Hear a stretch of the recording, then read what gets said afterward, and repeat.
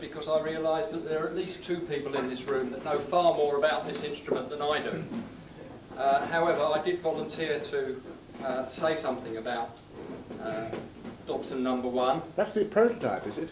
Yes, that is the prototype of the instrument that was made by Beck's, who made something like 150 of them that are distributed around the standard Dobson observing network. And what you can see in this one is some of the ideas that Dobson tried out to improve the design and to work out how he was going to calibrate it. And there are features on this that are not on the standard instruments. The basic principle is to split ultraviolet light into two close wavelengths, one of which is strongly absorbed by ozone and one that isn't absorbed by ozone, and to compare the intensities of those two wavelengths. Now, the precursor instrument of the spectrometer is in the case behind Alan Brewer, which was a photographic instrument, and Is that on the bottom shelf? yes, the one, the long wooden case on the bottom shelf. And that worked by exposing a photographic plate and then measuring the density of the plate at the two wavelengths to determine the amount of ozone. Now, the major advance that this instrument brought was to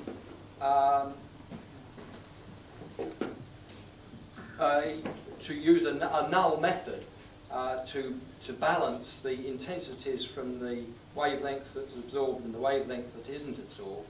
And this was achieved by a very clever optical wedge that slides backwards and forwards in the beam. And the technique of observation is to balance the intensity of light coming through, of UV coming through onto the photomultiplier, so that you could determine the absorption. Then you had to calibrate the wedge to get the instrument calibrated. But that was far more reliable and reproducible than trying to have a uniform method of developing photographic plates and measuring the density of the It's a great and glorious null principle. It is. It's exactly a glorious null principle. It also is one of the first phase-sensitive detector devices. I used to claim it was the first phase-sensitive detector, but I've now heard that there's something called a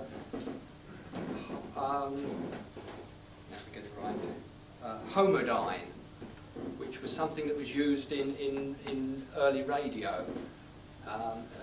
As in heterodyne, then you used homodyne, and that is also a phase-sensitive detection technique. So maybe this wasn't the first, but it was certainly one of the first. I thought there was such a thing as Young's interference fringes.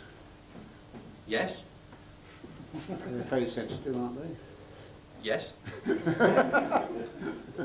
But one of the basic principles of this is that you have two collimators and you try and cancel out the effects of the first part of the optical train with a compensating balancing mechanism on the other side.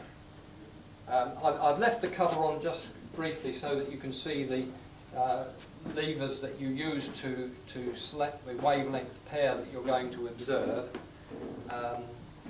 The classic ones were the A pair up the top and the D pair down the bottom, and you have the stops in here, and there's a slight temperature coefficient. You had to pull the thermometer out of the end, read the temperature of the instrument, and make fine adjustments to the settings for the wavelength. But then I was going to take the front off so you can actually see some of the things that are here. And while I'm doing that, you can see the sun director tube for getting light into the instrument. Joe Farman's pointed out that this is a very late version. This is actually one that was used for using focused images of the moon, and this is a viewing so you can see the focused image of the moon on the entrance slit. So that's for the moon, but that was put on here, and as you adjusted the wedge to keep a zero balance on the output from the photomultiplier, you had a clockwork-driven stylus that came across the smoke plate, making a record so that you could average and allow for clouds and things like that as they went across. And then he also made this magnified viewer so that you could very carefully scribe and estimate the mean position of the stylus to get your reading. That reveals all the optics. The electronics around the back are pretty boring. This shows a modern electric motor to drive the chopper. The original was a 78 wind-up gramophone motor.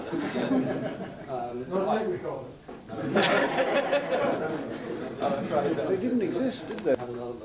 But it's quite a lot of control devices. But Dobson came up with that idea, and it was very successful. I believe this one was built by Jeff Marshall. A divergent part of the system, and this is the convergent part. The beam is diverging from on the right-hand side until it gets to the two slits, which are in the focal plane here, and then it's converged by exactly complementary optics on this side to come back to a focus on the detector. Oh, so Then you can talk to Peter or 50 nanometers with a 0.6 nanometer full width and half max. The Mark IV is the same at Cambridge, and we cooperate these days. Dr. Wardle and Walshall, and they This make. is Desmond Walshaw standing Oh, here. yes, right. Okay. Nice to meet you.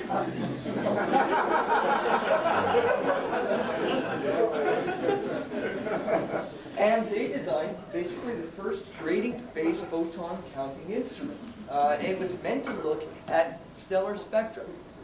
And in the early 1960s, 1963, 1964, they brought this instrument to the Arctic and performed ozone measurements there.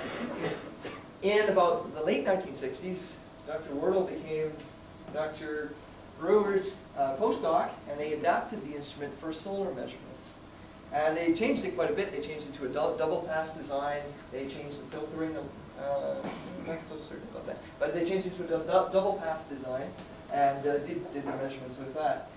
In early 1970s, it was adapted also to account for sulfur dioxide, which is an interferent to the ozone measurement if there's fairly large quantities in the atmosphere.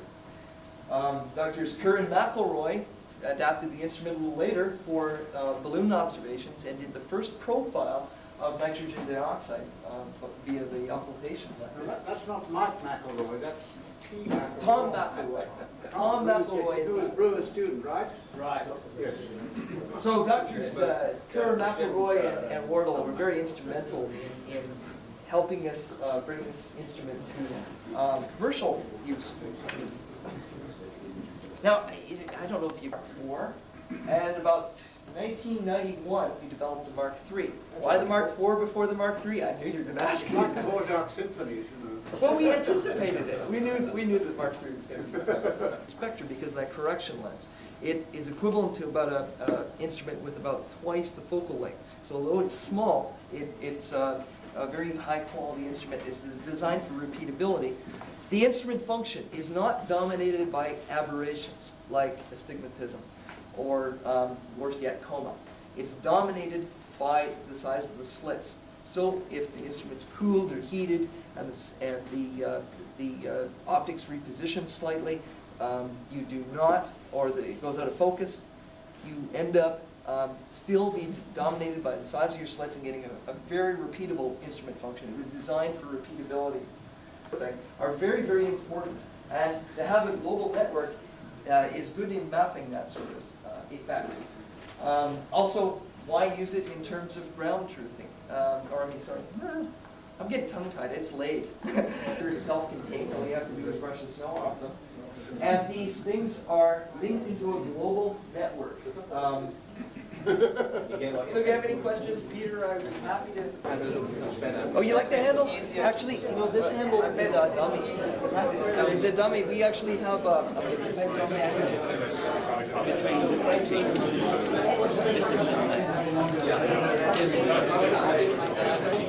Jim got it very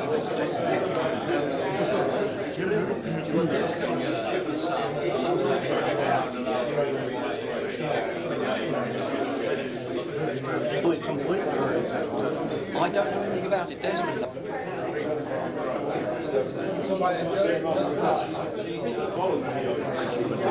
This is a okay. Yeah.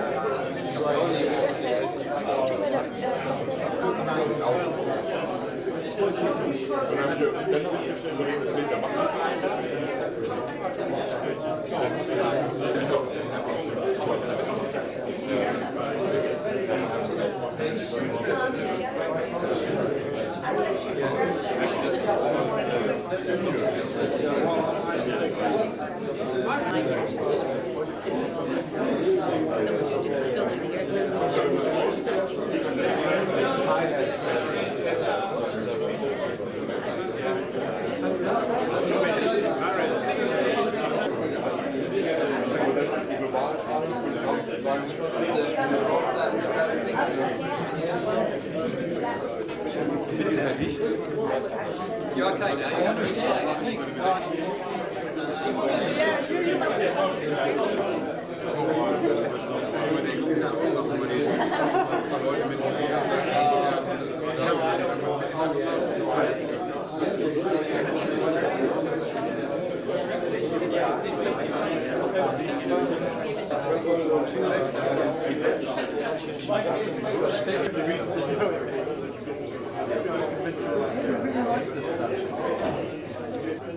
And things around, and if anybody would like to have copies of these and could leave their